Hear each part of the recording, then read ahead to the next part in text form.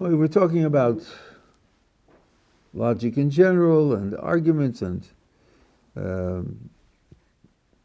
different types of subjects where arguments go off and conclusions. And in the end, we were talking about the kind of argument that you can make for the sake of deciding that the Torah is true, what standards you should have. I want to try to introduce you to one of the chapters in my book, Reason to Believe. I worked very hard to try to make the idea clear and intuitive. It has excited a lot of controversy.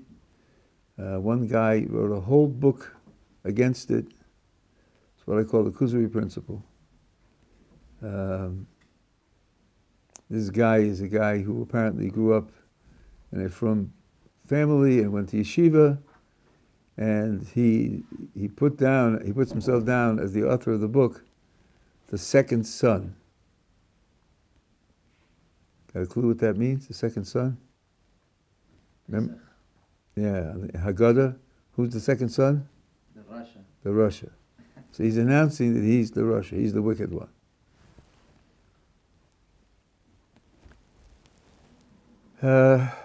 It wasn't that he was hiding his name. His name is known. I got a hold of his book, and I answered like 70 pages of it, page by page.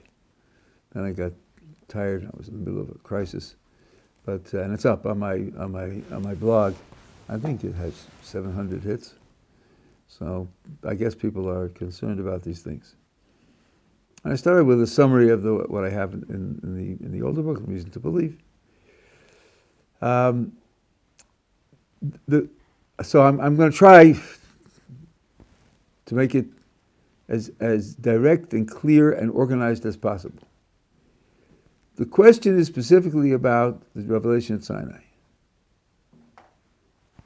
Question is, did it really happen? Or is it a myth? Like so many ancient cultures have myths about their history. And what we're looking for is good reason to believe that it happened. Not proof, not infallibility, not perfection, not certainty, but good reason.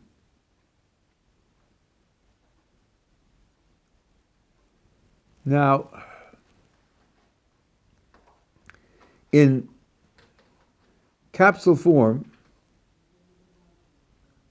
this is what I want to say about that. The event of the revelation at Sinai is a Jewish tradition. And of course, many nations have traditions, and some of the traditions report real events, and some of the traditions report myths. But the tradition of the revelation at Sinai is a certain type of tradition. It falls into a certain category of tradition. And if you take a look worldwide and check about the traditions in that category, how many are true and how many are false? How many known to be true, how many known to be false? What's the record of success of traditions in that particular category? You find something very striking. You find, I claim, that there isn't a single tradition in this category that's known to be false. Not one. There are hundreds of such traditions. There's not a single one that's known to be false. Well, that's quite striking. When you think about the annals, the stories that are preserved in the cultures, especially ancient cultures, there are lots of false stories. And the stories are of different kinds. Some are about men, and some are about women, and some are about animals and birds. and some of them are about monsters, and some of them take place on mountains, and some take place on islands, and some take place in the desert, and sometimes the protagonists are young, and sometimes they're old, and sometimes they suffer, and sometimes they succeed. Very often, from the story that's told, we conclude that the stories aren't true. He tore down Mount Everest with his bare hands and dug a hole 6 miles deep, and, stories like that. Icarus, he made artificial wings out of feathers and wax, and he flew to the sun, but he got too close, and it was very hot, and the wax melted, and he fell back down to earth. These are stories. And a lot of them are false. Of course, some stories about individuals and their exploits are true. But this category I'm going to describe to you, in this category, there isn't a single tradition that's known to be false. Not one. So it seems that there's something special about this category that makes the traditions much more reliable. And since the tradition of the revelation at Sinai belongs to this category, it gets the credibility of the traditions in that category. Now, just to set the stage, the category of traditions I'm talking about is not religious. It's not about religion particularly. It's not about miracles particularly. It's certainly not about revelations. It's about events that take place in history. The tradition says the event took place. Tradition might be true, tradition might be false. Tradition says the event took place in history. And this kind of tradition about this kind of event, we haven't a single case that we know that it's gone wrong, not one. And since Sinai is one of the traditions in that category, it inherits all that credibility. So now, the crucial thing to do is explain to you what the category is, and then I've done the research, it's in the book, and it's in a lot of literature, a lot of correspondence I've had, which I've published on this issue, people claiming to find counterexamples. But here's the category we're talking about. It's what I call a national experiential tradition, which means a nation has a tradition about its own history, and what the tradition describes is an event which took place in the history of that nation, and it was an event that was witnessed by everyone in the nation. Not the soldiers went to fight a battle 1,000 miles away and came back and told the story to the nation. No. Everybody witnessed it directly. For example, let's imagine a tradition about this country being defeated in war.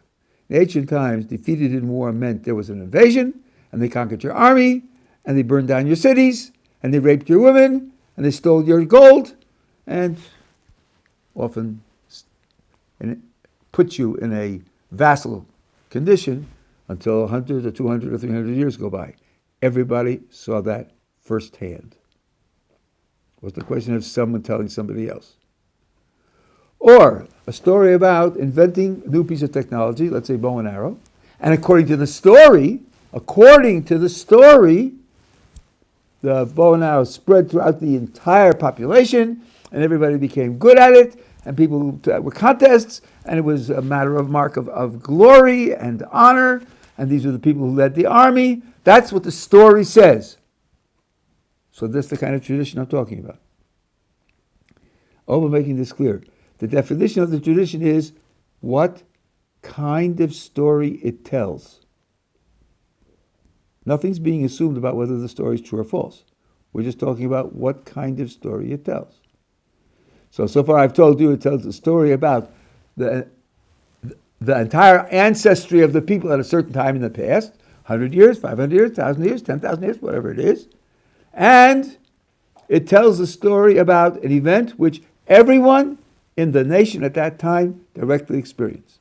So I gave you two examples: defeat in war, or technological invention, or a plague, like the Black Death in Europe, where the estimate is that in 10 years, 30% of Europe died. Everybody knew about that, from people dropping dead on their streets.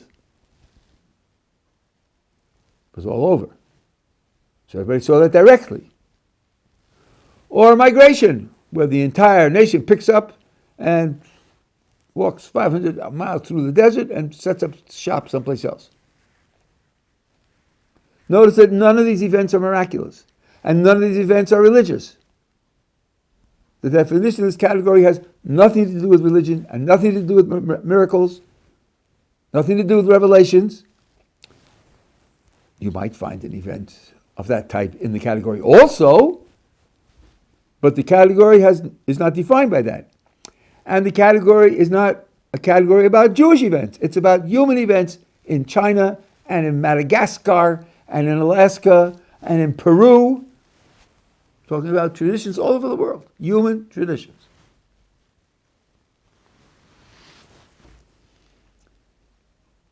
And furthermore, the event has to be not only one which everyone in the nation experienced individually, but it should be the kind of event which you would expect would leave a change in the culture.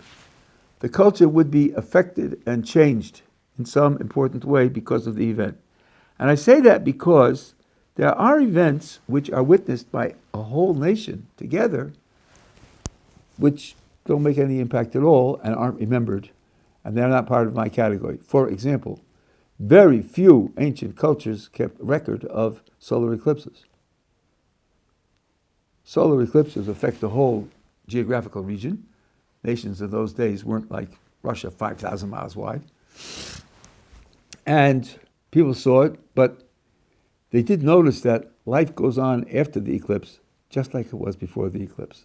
Now, when the sun suddenly goes dim, it gets dark, at the noon, people notice that.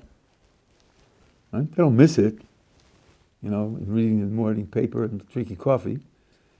But since nothing changes, it's inexplicable, I don't know why it happens, and it's strange and it's frightening while it's happening, but afterwards, so no particular reason to do anything about it, or to protect again, or to pray to the gods or whatever it is, because nothing happens.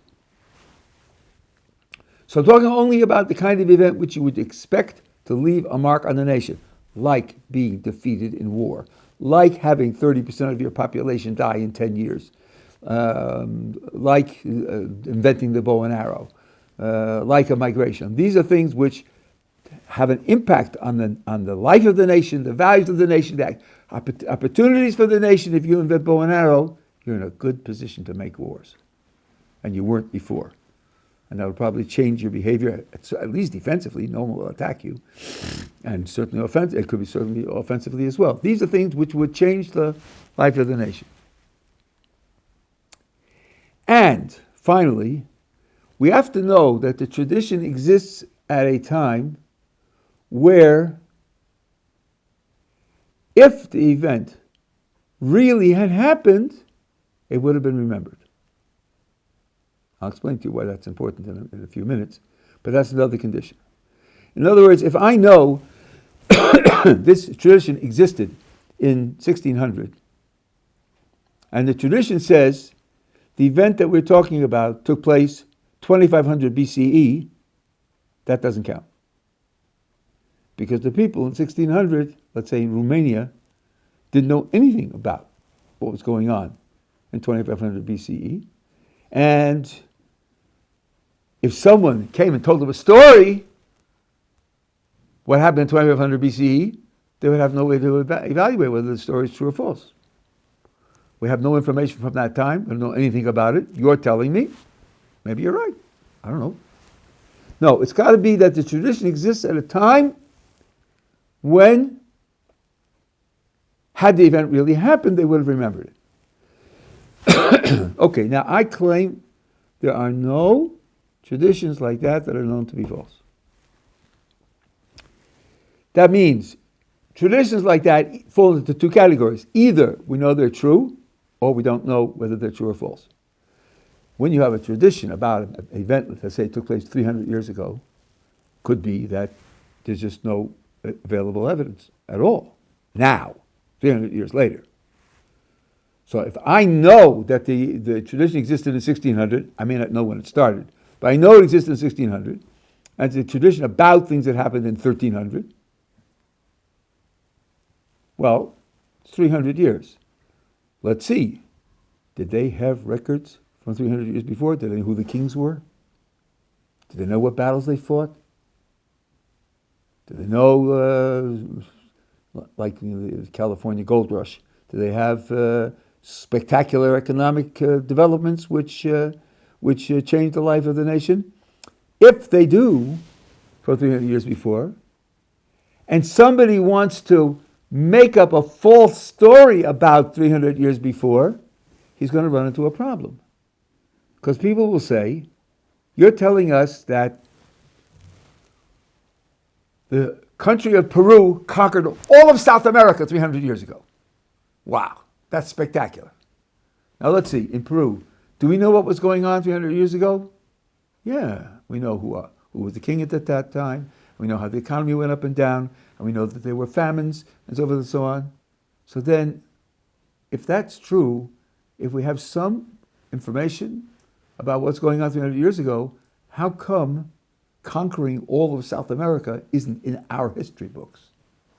You'd think that if you remember the names of the kings, and you remember how the economy went up and down, you'd certainly remember conquering a continent, wouldn't you? So somebody tries to make up the story, he's going to have resistance. Because people will say, if what you're saying is true, we should have known about it before you told us. So now, this is part of the definition of the kind of story that's in the tradition. I'm not saying whether the tradition is correct or incorrect, but it's got to be the kind of story which existed at a certain time. And if you imagine someone trying to convince people falsely to sell them a false bill of goods, that this is what happened to them 300 years before, you can sense on your own there's going to be resistance because since they do have some information from 300 years before, at least some people will ask, if this is really true, why isn't this in the information we had from 300 years ago? So the kind of story I'm talking about is the kind of story that has a kind of built-in resistance to being faked. Again, I haven't said anything about whether the tradition is correct or incorrect. I'm talking about the kind of tradition that's in the category I'm defining for my purposes. Questions up to here? Okay, so now when you look into this category, you do find wars, you do find sometimes like the Black Death in Europe, or you find technological, you do find things like that. Historians treat those stories as true because they understand that such a tradition, under those conditions, has tremendous credibility. Now, I said, we haven't discovered any that are false. Could you discover that it's false? Maybe you haven't discovered any that's false because the kind of tradition you're talking about is beyond research. It's beyond investigation. But that's not true. You could discover that it's false. Here's some examples. Let's suppose the tradition says, in the year 200 BCE, that in the year 500 BCE, we invented bows and arrows. Well, you have archaeology. You can dig up their ancestry from 500 BCE and see if there are bows and arrows there. And you can dig it up from 600 BCE and see whether there weren't bows and arrows there also. Because if there were, then they weren't invented in 500 BCE. And if they claim that they're the first people in the world to invent them in 500 BCE, then you could check all elsewhere in the world and see whether there are bows and arrows elsewhere. And then you could find out that this story is false. Let's suppose the story says 300 years ago, we conquered such and such a nation. Well, you could look in the records of that nation and see whether they record the fact that they were conquered. Or neighboring nations. And if you found a record of their history which says everything's successful and everything's doing well, and we're on a smooth upward curve towards more and more riches and power and progress, there'll be a problem for that story. Because the story doesn't fit the evidence that you find. So, it's not as if these stories couldn't be shown to be false. It's just that we haven't found any that are false. Well, if we haven't found any that are false, I claim that's very good reason to think that anyone that's in the category and we can't investigate it directly is true. Why is that evidence that it's true? So I'll put the answer in two phases. First of all, let me start with a piece of logic, just a general piece of logic. I claim that all A's are B's, whatever A and B are. All A's are B's. And you say, really? Tell me what your evidence is. Why do you think that all A's are B's? How many A's have you discovered that are B's? What percentage is it? And I say, I don't have a single one. Not one. None. Not a single A that's a B. So I think the critic will say, well then, Rabbi, you're nuts. You don't have a single example? That means you have no evidence at all. Why would you believe it? And I say, I don't think I'm nuts, of course. Here, I'll tell you how. I have a lake, private lake. There are fish in the lake. How do I know? Because I find roe. I find fish eggs. I've never seen any fish, but I find the roe. And under normal circumstances, roe comes from fish. So I think, I don't know, maybe they only come out at night when I'm not there, or maybe they're transparent. There are transparent fish. Or maybe they're very small. I don't know. I'm going to try to find them. So I take a net and I trawl the lake. This net has 4-inch holes. 4-inch holes. And I go back and forth, up and down, daytime and nighttime. I don't catch anything. So I say, well, it seems to me then, all the fish in my lake are smaller than 4 inches. Because I know there are fish there because of the roe. My net had 4-inch holes, so must mean that they're slipping through the holes. So all the fish in my lake are less than 4 inches. And I don't have a single one. Am I crazy? I don't think so. I think I have very good reason to conclude that all the fish in my lake are smaller than 4 inches, even though I don't have any at all. So it is possible to have good reason to believe all A's are B's when you don't have a single A that's a B. Why? Because you've undertaken a procedure which, if there were an A that wasn't a B, you'd have found it. And you didn't find it. If there were a fish there that was 6 inches big, then I would have caught it with my net. And I didn't catch any with my net. Okay, now, here are these traditions. And as I said 16 minutes ago, that's a joke. I don't know whether it was 16 minutes ago or not. People have lots of traditions, lots of historical stories. And some of them we regard as obviously false. And they come in a vast variety of types. So that means that there's an industry of producing false stories. And people believing false stories. So, if this category, what I call the natural experiential traditions, is just another story made up by that industry, then there ought to be numbers of these also, which we know to be false, because the industry produces known false stories of all types. How is it that the stories of the gods and the goddesses and the underworld and the mythical beasts in the forest or in the sea and so forth and so on, right, they made them up and people believed them, and we are convinced that many of them are false, just made up. And yet in this particular category, we don't have any that we have reason to think is false. Not one. Well, then it means that wherever these traditions are coming from, they're not coming from that imaginative, prejudiced, effort to glorify your ancestors or to explain the origin of the universe or whatever. It's not coming from that engine, because if it were coming from that engine, then we would have some of them that we know are false. So it's got to be coming from some other source. And it's a source that doesn't seem to be risky. Because if it were risky, there would be failures. And there aren't any known failures. So now, when you take the story of the Exodus from Egypt, I'm sorry, we could do the Exodus also, but the revelation of Sinai,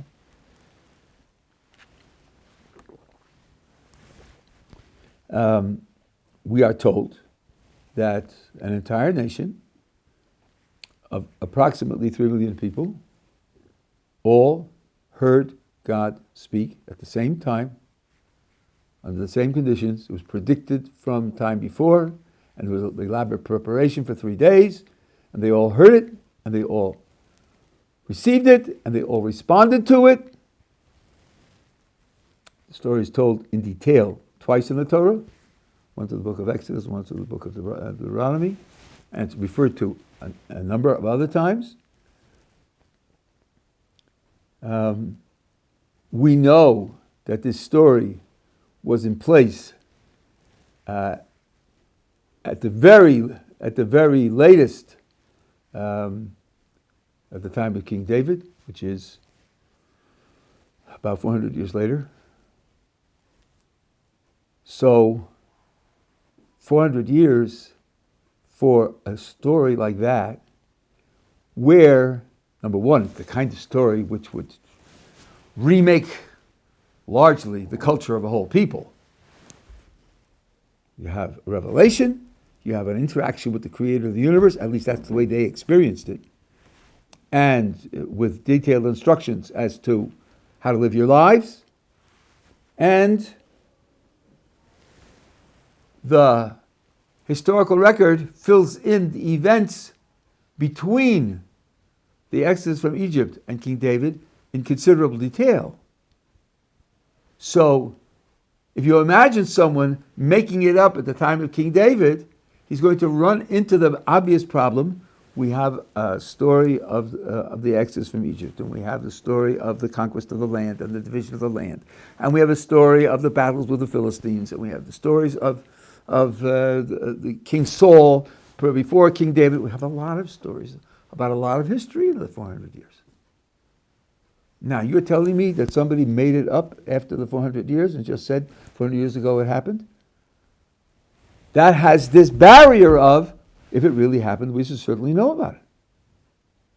So this is the right kind of tradition. It's a tradition about the entire ancestry of the nation, about an event that they all witnessed at the same time, each one, and it's an event that would change the life of the nation, and therefore it's one of these national experiential traditions. And because we have no examples of known false ones, it means we have a clean historical record of success and no known failure, I should say, of this category, and that gives tremendous evidence that the tradition is in fact true. That's, in outline, the argument that we have reason to believe that the revelation at Sinai is a real historical event rather than just a myth. Now, I said it 3 times already, but I want to reiterate it because I've gotten at least 50 emails making this mistake, maybe more. When I say we can understand the resistance there would be to trying to make up such a story, I mean exactly what I say. We can understand there would be resistance. I think everybody can agree to that. But people might disagree as to whether resistance could be overcome. Sure, some people are going to say, if it really happened, we should remember it. But maybe if the speaker is the priest of the nation, and he's regarded as a very special person, and maybe a supernatural person, and so on, and he says it happened anyway, maybe you could overcome the resistance. Maybe you could. Someone who tells me that his intuition tells him you could overcome the resistance, I have nothing to say to him. I don't believe it could, but that's just my intuition. That's why my conclusion isn't based on that intuition. It's not based on the intuition you couldn't overcome the resistance. That's not where the conclusion comes from. I can't make this point too strongly because instantly it's misunderstood. I'm not saying it couldn't happen because I don't think it could happen. What I'm saying is it didn't happen. Because if it had happened, we'd have stories that we know are false. So whether you think it could happen or think it can't happen, I don't care. Fact is, it didn't happen. If we don't have a single case where you know that it happened, then that's very good reason to think that the historical event is true.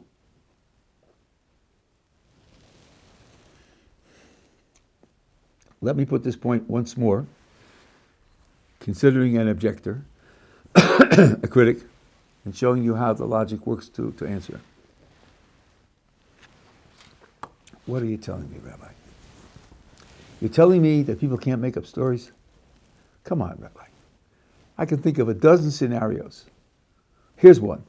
The king decides that he wants to create a new historical tradition, so he has his soldiers kill out all the historians, and he makes his soldiers the teachers of history, and they teach the children this new false history, and the new generation grows up with a false history.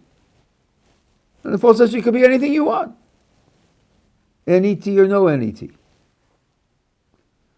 Or the priest who has the credibility of the people and makes up the story. Or something which people who claim a scholarly interest in these matters will take much more seriously. There's something that's called myth formation. And myth formation works roughly like this. Let's say you have a group of people, maybe a whole nation, that experiences an event, a natural event. But a striking, unexpected natural event, like a volcanic eruption or an earthquake or a tsunami. Okay, so it happens to them. And they talk about it. And people say, where were you when it happened? And how did you? Who got killed? And what do we do with them? And so forth and so on. And it becomes part of the culture. That particular event that took place, people talk about it. People tell their children about it. But not everybody tells the story exactly the same way. And some people are given to exaggerate and elaborate. And the story gradually changes. And it changes so gradually that people are hardly aware that it's changing. And over 300 years, the story becomes quite different. And whereas it was, when it happened, a natural event, it becomes a supernatural event. And even an NET. Rabbi, it seems to me that we can imagine scenarios for traditions of the type that you're talking about coming into existence, even if they're not true. Not difficult to imagine those things. Why do you think that we should accept that NETs have to be true? Well, part of what's going on, we talked about a few days ago, and that is you're imagining it. Then you're presenting it as a possibility. Is that what you mean to say? You can think up all sorts of possibilities of how it could happen. I give them to you. I give away possibilities free of charge. I would never say that anything where there's no obvious contradiction is impossible. But you don't draw conclusions about the real world on the basis of possibilities. You draw conclusions about the real world on the basis of probabilities. Remember when we talked about burden of proof? The prosecutor says George committed the murder. The defense produces a witness who says he was 100 miles away 10 minutes before the murder. And the prosecutor says, maybe he had a helicopter and got there in 10 minutes. It's possible, isn't it? Isn't it possible to get there by helicopter in 10 minutes? Will we put George in jail? I don't think so. The prosecutor has to show that he did have a helicopter. Not that he possibly had a helicopter and would have gotten there in time, but that he did have it. That's what changes your mind about the real world, things that really happen, not just things that are possible. So I say to this fellow who's thinking up these scenarios, the king who kills all the history teachers, or the priest, or the myth formation gradual change of the story, what are you claiming with your scenarios? That they're possible or probable? If they're possible, I give them to you, and they do nothing to weaken the force of my argument. You say they're probable? How do we decide that things are probable? Isn't it usually because they happen from time to time? Isn't that how you decide that something's probable? Because it at least happens from time to time? Let's say 6 times in all of human history? Wouldn't you want that to be a minimum standard for something to be probable? Well then, you're telling me that your scenarios, and perhaps other scenarios that you haven't thought of, are probable causes for the existence of NETs.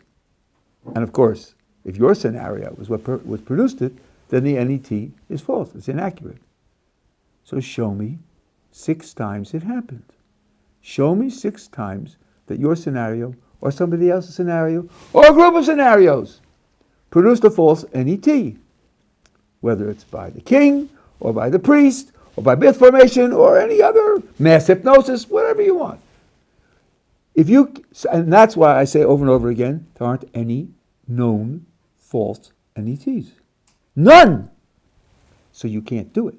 You can't convince me that any of your scenarios, or all of them combined, are probable, because to convince me that it's probable, you have to show me some examples of where such a thing happened. And you haven't got any. So then it isn't probable. And if it isn't probable, then when you have a tradition that's in the NET class, I have enormous evidence that it's in fact true, just by belonging in the class, because this is a class that has credibility. So I think that that argument is enough to give credibility to the claim that the story of the revelation of Sinai is true, and not just a myth. Questions? Yeah. Do we take into account external information, or is it just within the tradition?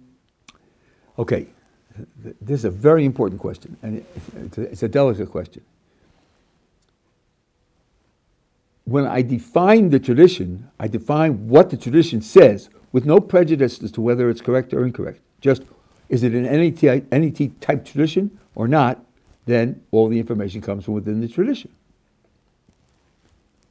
Do I take into account information outside the tradition in making up my mind whether to believe that it's true?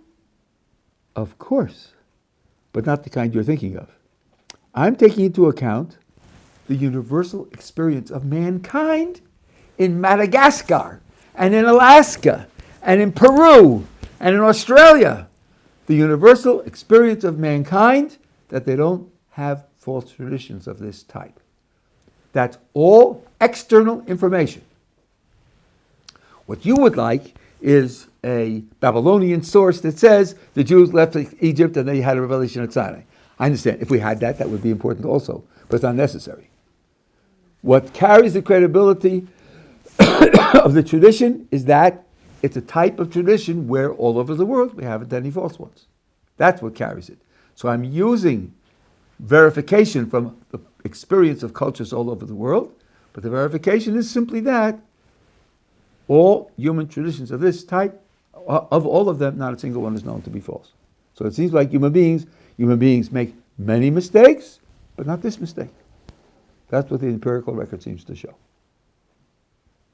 If we had external reference to it, that would be extra information, but it's not necessary.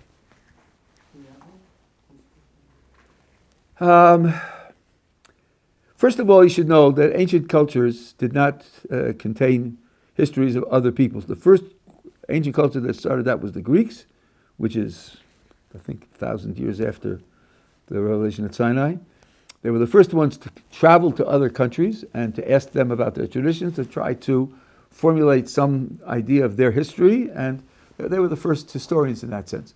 So the fact that the Egyptians, the Babylonians, and the Assyrians, and all the rest didn't have information about events of the Jewish people and the Jewish religion, the Assyrians didn't have about the Babylonians didn't have it about the Egyptians, it just wasn't done. So that's not going to count one way or the other. There is one case I know of, this has to do with plagues in Egypt. There's an Egyptian priest living in the 2nd century BCE. His name, at least the way it's spelled in English, is Manetho. You can look him up. And he said the Jews were slaves in Egypt. Now this is the 2nd century BCE, so we're talking about 1,000 years before. The Jews were slaves in Egypt, and they became lepers, and we threw them out. We threw them out because they were sick. When I first read that, I thought, well, at least he has a record of the fact that we were slaves there. And then he makes up this self-serving spin on the story. What about the plagues? What about destroying the army and so forth and so on? No, he makes up this self-serving spin. But okay, at least there's a record there that we were slaves in Egypt. But then I realized, no. His story is very accurate because the Torah tells us that we left on the night in which the firstborn died. And the Torah says explicitly, they said, get out because we're all going to die.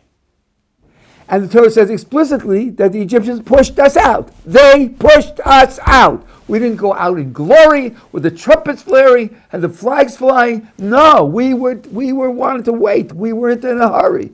Ki gorshu b'Mitzrayim, v'lo yochlu lisvameya. Turns out that Manetho's description is quite accurate. Okay, it wasn't leprosy. And it wasn't that we were sick. That's the only spin. But the rest of it is quite accurate. And it's 1,000 years later. Well, it's 1,000 years later.